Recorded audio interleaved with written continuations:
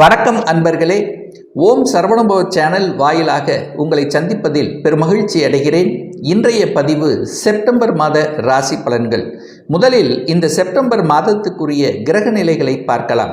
அதன்படி குழந்தைக்கு காரகன் தன காரகனான குரு பகவான் ரிஷபமனையில் அமர்ந்திருக்க, சகோதரத்துக்கு காரகன் நிலக்காரகன் என்று சொல்லக்கூடிய செவ்வாய் பகவான் மிதுனமனையில் அமர்ந்திருக்க, இந்த மாதத்தினுடைய 15ஆம் தேதி வரை சூரிய பகவான் தன்னம்பிக்கைக்கு கிரகம், அரசு, தந்தைக்கு காரகன் என்று சொல்லக்கூடிய சூரிய பகவான் 15ஆம் தேதி வரை சிம்மமனையில், அதன் பிறகு கன்னிமனைக்கு பயிற்சியாகிறார். புதன் பகவான் சிம்மன் மனைக்கு வீட்டிருக்க, அதாவது அறிவுக்கு காரகன், புத்திசாலித்தனம் மிக்க அந்த புதன் பகவான் சிம்ம மனையில், அதாவது எதுவரைக்கு இருக்கார் அப்படின்னா 22ஆம் தேதி வரை அமர்ந்திருக்க, அதன் பிறகு பார்த்தீங்கன்னா கன்னிமனையில் ஆட்சி பலம், உச்ச பலம், மூல திரிகோண பலம் பெற்று வலிமையாக அமர்ந்து பலனை கொடுக்க போகிறார். சனி பகவான் வக்ரம் பெற்று கும்பமனையில் அமர்ந்திருக்க, ராகு கேதுக்கள் பார்த்தீங்கன்னா கேது பகவான் கன்னிமனையில் அமர்ந்திருக்க, ராகு பகவான் மீனமனையில் அமர்ந்திருக்கக்கூடிய இந்த மாதத்தில் என்ன மாதிரி பலன்கள் என்பதை பற்றித்தான் டீட்டெயிலாக பார்க்க போகிறோம். அதற்கு முன்னால் நம்முடைய சேனலை நீங்கள் ஃபர்ஸ்ட் டைம் பார்ப்பவர்கள் என்றால் மறக்காம சப்ஸ்கிரைப் பண்ணிக்கிங்க. துலாம் ராசி அன்பர்களே, இந்த செப்டம்பர் மாத பலன்களை டீட்டெயிலாக செக்மெண்ட் வைஸாக நம்ம பார்க்கலாம். அதன்படி உங்களுடைய ராசிநாதன், அதாவது உங்களுடைய மனம், எண்ணம், செயல், சிந்தனைகள் எப்படி இருக்கும்னு பார்க்கும் பொழுது, உங்கள் ராசிநாதனான சுக்கிர பகவான் 12ஆம் இடத்துல மறைஞ்சிருக்கார். அப்போ ராசிநாதன் 12இல் மறைவது நன்றா அப்படின்னா பொதுவாக நன்றாக இல்லை. ஆனால் சுக்கிரன் 12இல் மறைவு என்பது ஒரு பெரிய பாதிப்பை ஒன்றும் கொடுக்காது. ஆனால் இந்த மாதத்தினுடைய பிற்பகுதியில் உங்கள் ராசிநாதன் ஆட்சி பலத்தோட வலிமையாக இருக்க போகிறார். அப்போ முற்பகுதியில் கொஞ்சம் ஒரு மாதிரியான விரயத்தன்மையும், எந்த ஒரு செயல் நடந்தாலும் அதில் சில தடங்கல்களை கொடுத்து கொண்டு இருந்தாலும், இந்த பிற்பகுதியில் நீங்கள் நினைத்த செயல்கள் நடப்பதற்கான அத்தனை சாத்தியக்கூறுகள் இருக்கிறது. ஏன் சொல்ற அப்படின்னா ராசிநாதன் வலுமா இருக்கார். அப்ப ராசிநாதன் வலு பெற்றாலே உங்களுடைய எண்ணங்கள், செயல்கள், சிந்தனைகள் சிறப்பு பெறும் என்பதுதான் அமைப்பு. ஸோ அந்த வகையில் இந்த மாதத்தினுடைய இறுதியில் நினைத்தவாறு செயல்கள் நடப்பதற்கான அத்தனை சாத்தியக்கூறுகள், அதற்குரிய திறமைகள், ஸ்ட்ராட்டஜிக் பிளான் வகுக்கக்கூடிய தன்மைகள் சிறப்பாக இருக்கு. சரி, தொழில் சார்ந்த விஷயங்கள், வேலை சார்ந்த விஷயங்கள், வியாபாரம் சார்ந்த விஷயங்கள் எப்படி இருக்கணும் பார்க்கும் பொழுது, அந்த 10ஆம் அதிபதியாக இருக்கக்கூடிய சந்திரன் இந்த மாதத்தினுடைய தொடக்கத்திலேயே 11ஆம் இடமான லாபஸ்தானத்தில் அமர்ந்திருக்கின்ற காரணத்தாலும், தொழில் காரகன் என்று சொல்லக்கூடிய சனி பகவான், அதாவது உங்களுக்கு ராஜ யோகத்தை தரக்கூடிய ஒரு கிரகம் சனி பகவான், அவர் வக்ரம் பெற்று 11ஆம் இடத்தை பார்க்கின்ற காரணாலும் 10க்கு காரகன், அதாவது இந்த தொழில், வேலை, வியாபாரம் அப்படிங்கிற அந்த ஸ்தானத்துக்கு காரகன் என்று சொல்லக்கூடிய சூரியன் ஆட்சி பலத்தோட வலிமையாக 11ஆம் இடமான லாபஸ்தானத்தில் இருக்கிறதுனால தொழிலில் நன்றான ஒரு முன்னேற்றம் என்பது இந்த மாதம் நன்றாகவே இருக்குது அப்படின்னு சொல்லலாம். ஏன் சொல்றேன்னா, அந்த மறைந்து கொண்டு சில வகையில் தடங்களை கொடுத்து கொண்டு, சில வகைகளில் இடைஞ்சல்களை கொடுத்து கொண்டு, சில அழுத்தங்களை கொடுத்து கொண்டு இருந்த விஷயங்கள் அத்தனையும் இப்போ அது அப்படியே ஆப்போசிட்டாக மாறக்கூடிய தன்மை, உங்களுக்கு கெடுதல் செய்தவர்கள் அவர்கள் விட்டு விலகக்கூடிய தன்மை, உங்களுக்கு திடீர் அதிர்ஷ்ட பாக்கியங்கள் கிடைக்கக்கூடிய தன்மை, வேலையில் திடீர் ப்ரமோஷன், திடீர் இடமாற்றம், அதாவது நீங்கள் நினைத்தவாறு எதிர்பார்த்த சில விஷயங்கள் நடப்பதற்கான அத்தனை சாத்தியக்கூறுகளும் இந்த மாதம் இருக்கிறது. ஏன்னா இந்த 6, 8, 12ஆம் இடங்கள் பார்த்தீங்கன்னா குரு பகவான் 8ல் போய் மறைஞ்சிருக்கார். 12ஆம் அதிபதி இந்த மாதம் பார்த்தீங்கன்னா ஆட்சி பலத்தோட, உச்ச பலத்தோட வலிமையாக இருக்கார். 6ஆம் அதிபதியாக குரு பகவான் இருக்கார். அப்போது 12ஆம் அதிபதி 6ஆம் இடத்தை பார்க்குறார். இப்படி 6, 8, 12 காம்பினேஷன் இருக்கின்ற காரணத்தால் ஒரு மாதிரியான அழுத்தம், ப்ரெஷர், டிப்ரெஷன், டென்ஷன் எந்த மாதிரியாக இருந்தாலும் திடீர் அதிர்ஷ்ட வாய்ப்புகளை கொடுக்கக்கூடிய ஒரு நல்ல குட் நியூஸ், அதாவது ரொம்ப நாளாக எதிர்பார்த்த சில விஷயங்கள் நடக்கக்கூடிய ஒரு நல்ல மாதமாக அமைகிறது. ஏன் சொல்றேன்னா, உங்களுடைய முயற்சி ஸ்தானம் சில சமயங்களில், ஏன்னா ராசிநாதன் வலுப்பெற்று, அதாவது வலுப்பெற்று இருக்க போகக்கூடிய தன்மை, அதே சமயத்தில் குடும்பஸ்தானத்தை பார்த்தீங்கன்னா குடும்பாதிபதி என்று சொல்லக்கூடிய செவ்வாய் 9ஆம் இடமான பாக்யஸ்தானத்தில் இருப்பதும், அந்த பாக்யஸ்தானத்தின் அதிபதியாக இருக்கக்கூடிய புதன் பகவான் உச்சபலத்தோடு இருக்கிறதுனால ஒரு நல்ல பாக்கியம் கொடுக்கக்கூடிய அமைப்புகளையும் சில சமயங்களில் உங்களுக்கு கொடுத்துவிடும்.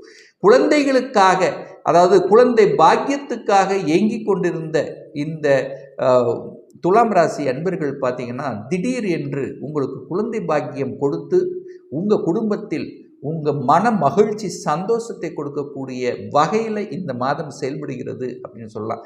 ஏன்னா கெட்டவன் கெட்டிடில் கிட்டிடும் ராஜயோகம் என்கின்ற அடிப்படையில் குழந்தைக்காக எத்தனை செலவு செய்தீர்கள், எத்தனை பிரார்த்தனை செய்திருப்பீர்கள், எத்தனை பரிகாரங்கள் செய்திருப்பீங்க. ஸோ இந்த மாதிரியான தன்மையில் சிக்கி தவித்து கொண்டிருந்த உங்களுக்கு அந்த 5ஆம் அதிபதி 11ஆம் இடமான லாபஸ்தானத்தை பார்க்கின்ற காரணத்தாலும் அந்த லாபஸ்தானத்தின் அதிபதியாக இருக்கக்கூடிய சூரியன் 5ஆம் இடத்தை பார்க்கறதுனாலும் ஏதாவது ஒரு பூர்வ புண்ணியத்தின் அடிப்படையில் நீங்கள் எத்தனை இஷ்ட தெய்வங்களை வழிபட்டு இருந்தீங்களோ அந்த தெய்வ அனுகூலத்தினுடைய அடிப்படையில் குழந்தை பாக்கியம் என்பது இந்த மாதம் உங்களுக்கு சிறப்பாகவே இருக்க போகிறது. அதனால் மனதில் சந்தோஷம் மகிழ்ச்சி தரக்கான விஷயங்கள் உங்கள் குடும்பத்தில் நடக்க இருக்கிறது அப்படிங்கிறத ஸ்ட்ராங்காக சொல்லலாம். ஏன்னா சனி பகவான் குடும்பஸ்தானத்தை பார்த்து கொண்டும் இருக்கிறார், குரு பகவானும் பார்க்கிறார். குரு பகவான் 8ஆம் இடத்தில் மறைந்திருந்து குடும்பஸ்தானத்தை பார்க்கிறார். அப்போ குடும்பத்தில் ஒரு உறுப்பினரை இணைத்து கொள்ளக்கூடிய நிகழ்வு என்பதும் சாத்தியமாக இருக்கிறது. சரி, திருமணம் சார்ந்த சுப காரியங்கள் இனிதே நடந்தேறுமா அப்படின்னு பார்க்கும் பொழுது களத்திர காரகன் என்று சொல்லக்கூடிய சுக்கிரன் இந்த மாதத்தில் ஆட்சி பலத்தோட வலிமையாக இருக்க போகிறார். காரக கிரகம் வலிமையாக இருக்க போகிறது இந்த மாதத்தினுடைய பிற்பகுதி. அது 18/9/2024 அப்புறம். ஏழுக்குரியவன் திருமண ஸ்தானத்தின் அதிபதியாக இருக்கக்கூடிய செவ்வாய் பகவான் 9ஆம் இடத்தில் இருக்கார். தனக்கு 3ஆம் இடமான வளர்ச்சி ஸ்தானத்தில் அமர்ந்திருக்கார். அந்த அதிபதியும் புதனும் பார்த்தீங்கன்னா வலுப்பெற்று இருக்கு. அப்போ என்ன, திருமணம் நடந்தேறக்கூடிய வாய்ப்புகள் அதிகமாக இருக்கு. குரு 8ல் மறைஞ்சிருக்கார். குரு பலன் இல்லை அப்படின்னு சொல்லுவாங்க. குரு 8ல் மறைந்திருந்தாலும் 8ஆம் இடம் என்பது திடீர் அதிர்ஷ்டத்தை கொடுக்கக்கூடிய இடம். திடீர் என்று ஃபிக்ஸ் ஆகி திடீர் என்று திருமண வாய்ப்புகள் கை கூடக்கூடிய சந்தர்ப்ப சூழ்நிலை உருவாக்கி கொடுத்திருக்கும். என கடந்த 2-3 மாதங்களாக அல்லது வருடங்களாக கூட நாங்கள் வரன் பார்த்து கொண்டிருந்தோம். எந்த வருடம் செட் ஆகலை. இந்த மாதிரியான தன்மையில் இருக்கின்ற இந்த துலாம் ராசி என்பவர்களுக்கு திடீர் திருமண வாய்ப்புகள், ஏற்கனவே திருமணமாகி டிவோர்ஸ் ஆனவர்களுக்கு 2ஆம் திருமணம் செய்யக்கூடிய வாய்ப்புகள் சந்தர்ப்பங்கள் இந்த காலகட்டம் உங்களுக்கு சிறப்பாக இருக்கு அப்படின்னு சொல்லலாம். ஸோ எந்த விஷயத்தில் நம்ம கொஞ்சம் ஜாக்கிரதையாக நம்ம இருக்கணும் அப்படின்னு நீங்கள் எடுத்துக்கொண்டால் 3ஆம் அதிபதி 8ல் போய் உட்கார்ந்துருக்கார். 3 என்பது அதாவது டாக்குமெண்ட் சார்ந்த விஷயங்கள், அதாவது ஒப்பந்தம் சம்பந்தப்பட்ட விஷயங்களில் கவனமாக இருக்கணும். யாருக்கும் பார்த்தீங்கன்னா இந்த ஜாமீன் கையெழுத்து போடுவதை தவிர்க்க வேண்டும் என்பதையும் ஞாபகத்தில் வச்சுங்க.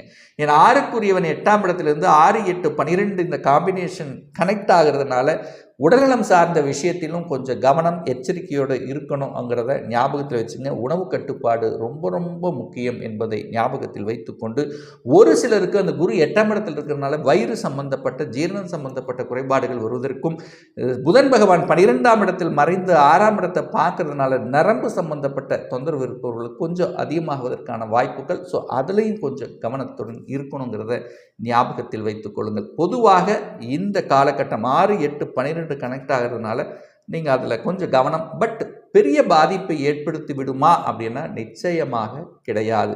சரி, கடன் விஷயத்தில் கவனமாக இருக்கணும். 6க்குரியவன் 8, 6, 8, 12 கடன், நோய் எதிர்ப்பு, பகை, வம்பு, வழக்கு இந்த மாதிரியான விஷயங்களுக்கு இந்த துலாம் ராசி அன்பர்கள் செல்லக்கூடாதுங்கிறத ஞாபகத்தில் ஆழமாக பதித்து வைத்துக் கொள்ளுங்கள். அதை தன்னுடைய அறிவை புத்தியை வைத்து செய்யக்கூடிய தொழில்கள் மூலமாக கணிசமான லாபத்தை தரக்கூடிய அமைப்பு. ஏன்னா உங்களுக்கு பாக்கியத்தை தரக்கூடியவன் புதன் அல்லவா. அவர் புதன் 12ஆம் இடத்தில் மறைந்திருந்தாலும் ஆட்சி பலம் உச்ச பலத்தோட வலிமையாக இருக்கும்போது புத்திசாலித்தனம் மேம்படும்.